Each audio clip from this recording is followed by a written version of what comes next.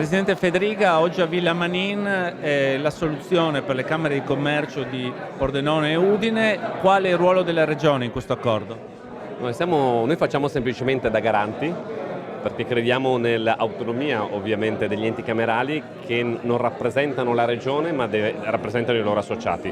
E per questo abbiamo già avviato la richiesta al Governo affinché Friuli Venezia Giulia possa avere le competenze sulle Camere di Commercio al fine di poter organizzare tutti gli enti camerali rispetto alle esigenze delle aziende del Friuli Venezia Giulia. Andiamo in quella direzione, adesso l'importante è lavorare e dare servizi alle imprese, che vuol dire creare sviluppo alla nostra regione.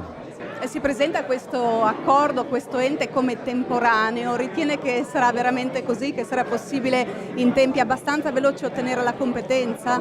Io mi auguro sia così, ovviamente è una richiesta, una volontà del Friuli Venezia Giulia acquisire la competenza, non decidiamo da soli altrimenti l'avremmo già fatto, però vogliamo andare in quella direzione perché crediamo che è molto strano che il governo precedente abbia deciso, e parlo del governo Renzi, abbia deciso di imporre alle Camere di Commercio un numero limitato quando le Camere di Commercio, lo ricordo ai cittadini, costano zero agli stessi cittadini, perché sono pagati col diritto camerale, quindi dalle imprese stesse, ed è giusto quindi che chi paga decida come organizzarsi. L'obiettivo di Regione è quindi avere 3 Camere? No, l'obiettivo della Regione è ascoltare le aziende.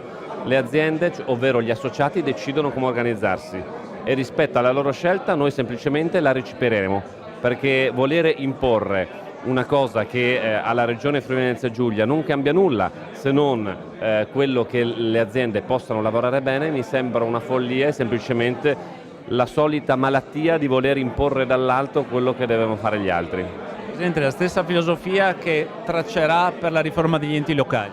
Sugli enti locali noi ascolteremo prima di decidere come organizzare il territorio. Io ho solo messo 2 paletti, ovvero che i nuovi enti possano essere rappresentativi delle diverse identità del territorio, perché le diversità del Friuli Venezia Giulia devono trovare una risposta anche nelle organizzazioni istituzionali, perché le identità per noi sono un valore. E in secondo luogo mi piacerebbe che questi enti tornassero ad essere scelti dai cittadini, perché chi gestisce la cosa pubblica, i soldi pubblici, chi gestisce i servizi da erogare ai cittadini deve essere scelto dagli stessi cittadini e mandato a casa se governa male. La nostra idea è quella di delegare ai nuovi enti di Arabasta molte funzioni. Vogliamo che la Regione diventi un ente legislativo e di programmazione, ma che siano i territori ad organizzarsi, perché allo stato attuale la Regione decide finanziamenti per 500 euro, una follia. Vuol dire spendere di più nella gestione della pratica che nell'erogazione del contributo. Torniamo a una Regione normale dove non è tutto accentrato, ma dove viene delegato al territorio affinché i cittadini oltretutto possano avere un controllo più ravvicinato di come opera la macchina pubblica. Assessore, il percorso dell'unità delle Camere di Commercio di Udine e Pordenone è passato attraverso un'operazione condotta dalla Regione?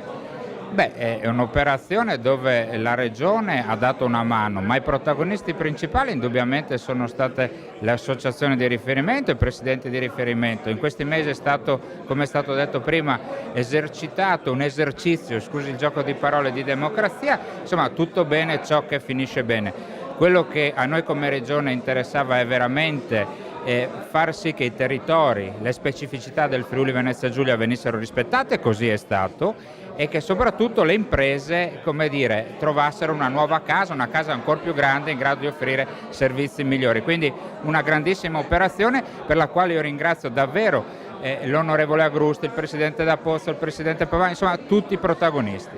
Per le imprese non cambierà nulla, nel senso che gli uffici e i servizi saranno a disposizione sia a Udine che a Pordenone?